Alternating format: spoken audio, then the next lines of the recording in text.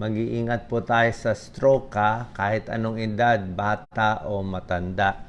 Ngayon, ang bagong pag-aaral, yung mga mas bata ngayon, dumarami ang nai-stroke. Actually, sa matatanda, nababawasan nga yung numbers, dumadami sa bata. So, bakit? Pag sinabing bata, 45 years old and younger, 45, 30, 20 years old, ba't dumadami na stroke yung mga kabataan? Explain ko sa inyo ano yung mga dahilan. Kahit sa Pilipinas, mayroong mga celebrities na nababalita for the past many years na stroke sa batang edad. Risk factors, yung pa rin. Smoking, alak, diabetes, high blood, high cholesterol. Mga kabataan kasi ngayon, mas mabilis na ma-high blood. O lagi nakaupo, yung kain, puro mga processed foods, kaya mabilis. Ito yung dahilan ng na-stroke, okay? Pag sinabi na stroke, usually sasabihin yan, may nagbabara sa utak, ischemic stroke. Yan, may nagbara. So, nagkulang yung dugo. Meron ding hemorrhagic stroke. Nagdugo, pumutok yung ugat, pumutok yung artery. Pwedeng may aneurysm o pwedeng walang aneurysm, basta pumutok sa high blood. Meron din tinatawag na transient ischemic attack. Ibig sabihin, sandaling panahon lang na stroke, nangiwi siya, humina kamay, pero after 1 minute, a few minutes, nalusaw yung bara. Gumanda ulit yung kamay, nawala yung mga na-paralyze. So, maganda to. Transient ischemic attack, parang mini stroke yan na nawala. Maraming klase. I-explain ko ano yung mga dahilan. Oo. Lahat po nagbabara dito, pero iba-iba ang pinanggagalingan. Minsan sa puso galing, minsan kusa lang lumalapot yung dugo. Maraming dahilan. Nakita nila, pag mga matatanda, mas kumukonti na na-stroke. Kasi malamang dahil yung mga kabataan, edad 15 to 34 years old, 35 to 44, tumataas 10%, 15%, 36%, 52%. Dumadami na i-stroke sa mga mas batang. Ito, 45 above, nababawasan na nga. Ito, madalas ang dahilan ba't na-stroke. Basta 45 and below, maagang nagbabara yung ugat. Maagang high blood, maagang diabetes, maagang cholesterol. Okay? Cardioembolism, galing sa puso. May problema sa puso. Doon nanggagaling yung mga tumitigas na dugo, umaakyat sa utak, stroke. Merong napupunit, dissection. Napupunit yung mga ugat, artery dito, tawag napunit, ay nagdudugo din. May problema sa dugo, lumalapot. May rare cause, may mga migraine, ilang percent, 8 to 30. At minsan, cryptogenic, walang mahanap na dahilan. Basta na stroke lang. Tingnan natin Number 1, pwedeng malapot ang dugo. Tawag po dito, coagulopathy, coagulation problem. So, may tao, mas malapot ang dugo. Bakit? Merong iba genetic, namamana, may genetic abnormality. Meron din naman, malakas manigarilyo. Yung mga smoker kasi, pag naninigarilyo po tayo, bumababa yung oxygen sa baga, bumababa oxygen sa katawan. At pag kumukonti oxygen, nararamdaman ng katawan yun. Gagawin ng katawan, smoker ka. Dadamihan natin ng dugo, red blood cell, para mas marami tayong mabigay na oxygen. So, magdadami siya ng red blood cell. Pag sumobra dami itong red blood cell, ito parang salbabida itsura, sisikip ang daanan. Lalapot ang dugo. Diba? Kumakapal dumadami itong mga red blood cell, lalapot ang dugo, mas mabilis magdikit-dikit. Pag nagdikit-dikit yan, nag-blood clot, barado sa ulo. Prone sa stroke, polycythemia. Meron ding stroke galing sa puso. Ito, may model tayo ng puso. Maraming dahilan pwede manggaling sa puso. Merong mga congenital heart disease. Bata pa, may butas na sa puso. Hindi na ayos. So, pag may butas sa puso, minsan yung galing sa ibang parte ng katawan, galing sa paa na nagbuo ang dugo, pupunta sa puso, dapat mag-stop na doon, pupunta sa utak dadaan from right atrium to left atrium, may ganon. Meron ding isang klaseng butas sa puso na patent foramen ovale between right atrium, left atrium. Pag yung baby nasa loob pa ng tiyan ng nanay, open talaga yun. Itong butas dito sa may bandang taas.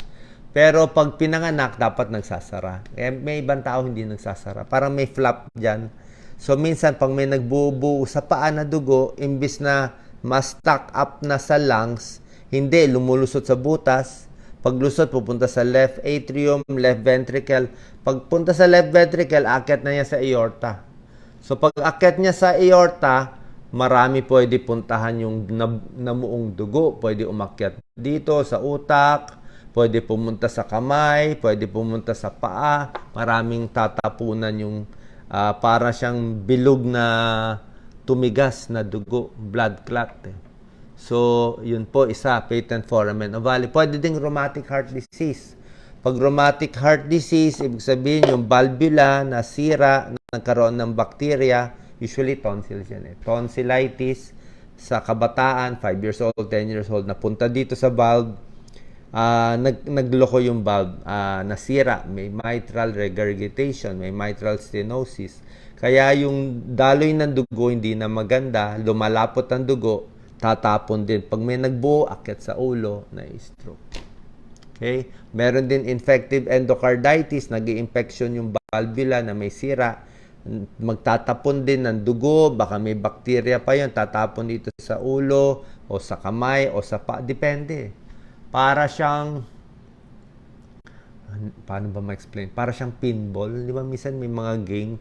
Pag hindi mo alam saan pupunta yung bilog Kung tsumamba sa ulo pumunta, di may stroke. Pag sa kanan pumunta, sa kanan. Pag sa kaliwa, walang makakaalam Pag hindi umakyat dito, nabarahan, pumunta sa paa, yung paa mababarahan. Mangingitim yung paa. Kung sa kamay nagbara yung blood clot, yung kamay ang mamamanhid, kamay ang magkakaproblema. Kung bumaba sa may tiyan, pumunta sa kidneys naman ang barado. So, ganun po nangyari. Meron ding atrial fibrillation. Ibig sabihin, nagloloko yung tibok.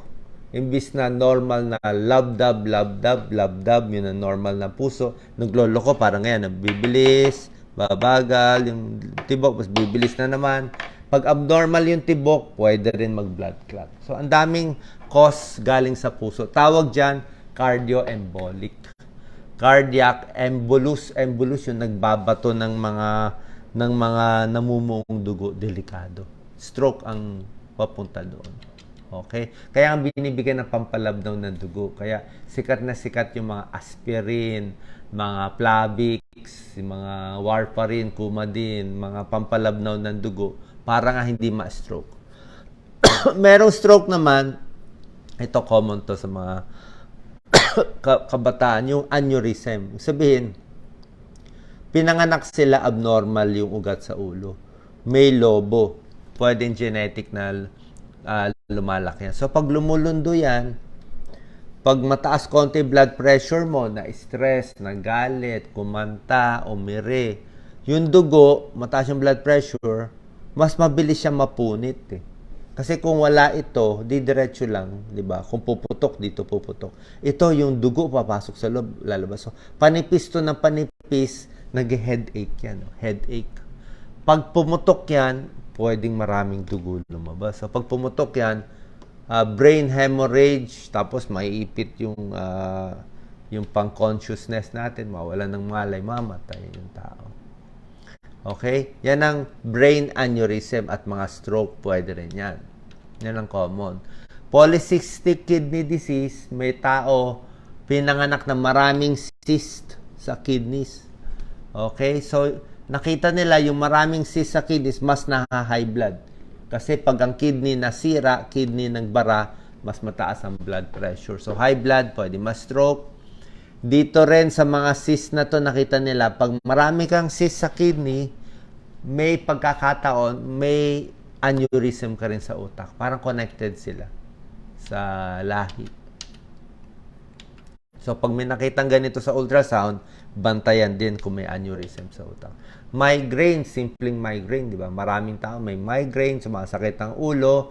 Migraine is one-sided yung masakit, humihilab, parang nagtatrub yung sobrang sakit. Pag nai-stress, napupuyat. Minsan, bago dumating yung migraine, may nakikitang aura, may parang spark, o merong ibang nararamdaman. Usually, migraine, headache lang, tapos na, yun lang. Kaya lang, rarely, bihira lang, pero may chance na pag madalas ka nang ma-migraine, mas mataas ang risk mo na ma-stroke. Okay? Bihira mangyari, pero kumpara sa taong walang migraine, yung may migraine, syempre, minsan nag-i-spasm yung mga ugat natin sa utak. Pag may migraine, habang humihilam masyado, minsan tumutuloy sa stroke. So, isang risk factor, pag may migraine, higher risk for stroke. So, lahat itong mga risk factor for stroke, kailangan babawasan natin. So, migraine dapat gagamutin. Ano pa yung mga nagpapataas sa stroke? Sigarilyo, nagpapataas sa stroke. Smoking. Alak, nagpapataas din ng stroke. So, alak na malakas, sigarilyo pa, may migraine pa, higher risk. Artery tears, minsan napupunit yung mga artery dito, kaya ingat sa mga sports na very violent, o minsan yung sobrang taas yung tingin na bigla, o minsan yung namamanipulate yung ulo, let's say bagong gupit ka, sinashampoo doon sa mga salon, iniikot-ikot yung ulo, masyado na overstretch, may napupunit. Kahit sa mga chiro, marami naman chiro na safe, di ba? Pero ingat lang tayo, may chance din minsan. Let's say, pag magaling yung chiro, walang problema. Pero lalo na sa barbero, minsan iniikot lang yung ulo o nilalaro minsan yung ulo, iniikot, delikado. Pag inikot, actually pwede mamatay, mapunit yung spinal cord or mapunit yung artery sa leeg. So either vertebral artery sa likod or carotid artery pwede. Drug abuse pwede rin. Cocaine, shabu, nakaka-stroke, biglang tumataas blood pressure. Birth control pills, tunay po to. Okay? Hindi ko sinasabi bawal uminom ng birth control pills. Kung yan ang paniniwala nyo, marami ng anak, kailangan mag-control, pwede po yan. Mag-usap kayo ng OB-GYN. Pero, pag iinom ng birth control pills, may konti, ulitin ko, konti lang naman, konting pagtaas ng risk ng stroke. So, kung healthy ka naman, pwede ka mag-birth control pills, okay. Pero, kung may high blood ka, naninigarilyo ka, di ba? O may lahi ka na nagbubuo yung dugo sa paa, maraming varicose or something, hindi ka na bibigyan ng birth control pills kasi tataas risk mo for stroke. Di ba? So, dapat yung healthy lang. Para kahit tumaas ang risk, kung yan lang naman ang risk mo, hindi ka dapat may stroke. Poor health habits, sigarilyo, puro fast foods, yan. Prone to diabetes, high blood, kaya na-stroke. Pag stroke, biglang nangingiwi, biglang na humihina, namamanhid, basta bigla, kaya nga stroke. Dadalhin agad sa hospital within 3 hours. Kailangan po yon. Risk factors, high blood, obesity, kulang sa exercise, malakas humilik, hindi rin maganda, sleep apnea. Ito po, nabanggit ko na kanina. Stroke prevention, tuloy-tuloy lang exercise, kumain ng masustansya, control ang cholesterol, lalo na yung high blood. High blood talaga pinaka-control. At diabetes, tigil sigarilyo at alak. Meron ding tinatawag na aneurysm na discuss ko kanina, yung sobrang sakit ng ulo, pumutok dito sa utak. Yan po, inulit lang natin, aneurysm. Kaya nagdudugo, aneurysm. Pag aneurysm or any brain problem, CT scan agad para makita may nagdugo ba, may nagbara. Pero kung aneurysm na hindi pa pumuputok, wala pa makikita sa CT scan. Kailangan mo cerebral angiogram.